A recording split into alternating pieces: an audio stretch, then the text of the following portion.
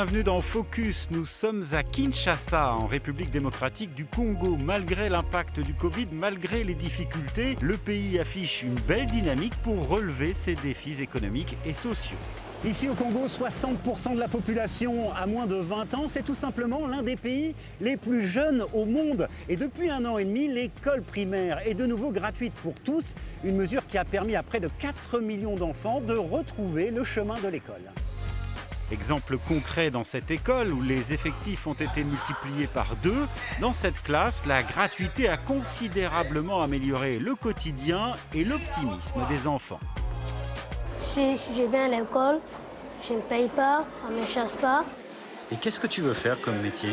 Je vais être un magistrat. Ces derniers mois, l'école a dû faire face à un afflux soudain d'élèves, une situation certes parfois délicate, mais pour le responsable de l'école primaire, le bilan est très encourageant. Des enfants qui devaient perdre leur vie en restant dans la rue et commettre des bévues. Maintenant, ils sont dans les écoles, ils apprennent. Et chez les parents, ce qu'ils avaient comme argent à payer à l'école, ils ne le feront plus. Ils feront un peu d'économie. C'est bénéfique pour la famille. Après l'école, nous partons à la rencontre du nouveau Premier ministre. Jean-Michel Sama Lukonde Kyenge a pris ses fonctions il y a 100 jours et parie sur la jeunesse pour donner un nouvel élan à son pays. Nous avons besoin d'eux. La République démocratique du Congo est véritablement à un moment particulier de son histoire, avec des changements qui donnent un nouveau cap, ce qui permet d'espérer, d'avoir de l'espoir. Le FMI vient d'ailleurs d'accorder une facilité de crédit d'1,5 milliard de dollars à la RDC. En contrepartie, les autorités se sont engagées dans un vaste processus de réforme. Objectif, améliorer le climat des affaires et garantir une croissance économique durable. D'abord, c'est la facilitation en termes de création d'entreprises. C'est le point de départ.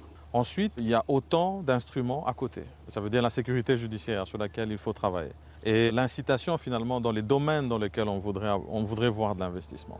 Cela passera donc par une diversification de l'économie, notamment dans l'agriculture. Kalapinga est l'un des investisseurs congolais les plus emblématiques à l'origine dans le secteur minier. Il a considérablement investi dans ses champs et ses usines d'huile de palme, un produit qui profite par exemple directement aux habitants de Kinshasa.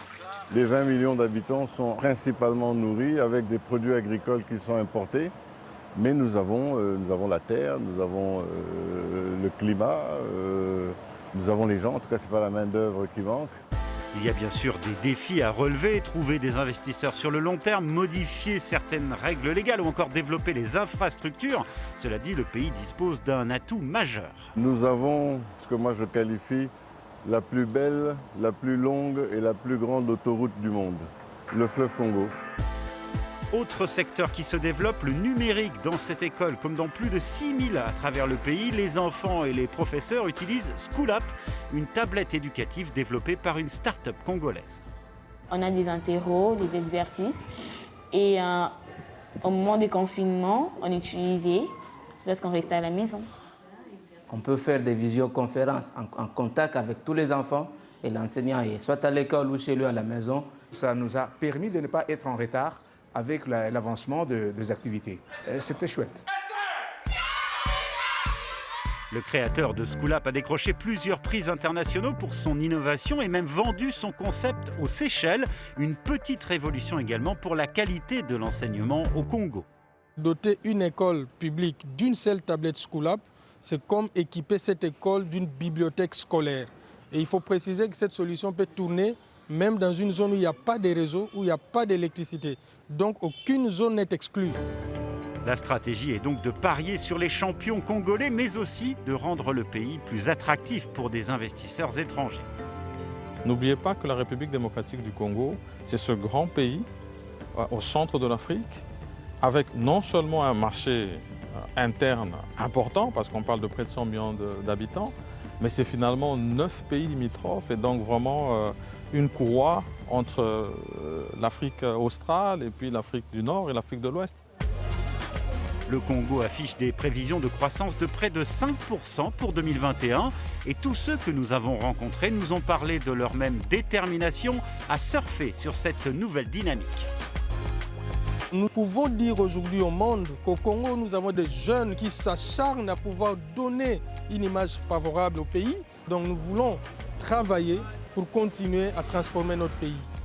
Je crois au Congo, je crois à son potentiel et on est venu pour travailler et se battre. Lorsqu'on regarde les différents indicateurs, toutes les flèches sont montantes.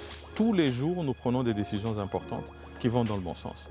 Bon, pour moi, c'est très motivant et je voudrais vraiment qu'on reste dans cette direction-là, cette direction montante qui va finalement permettre au pays de décoller du point de vue économique et améliorer le social de tous les Congolais.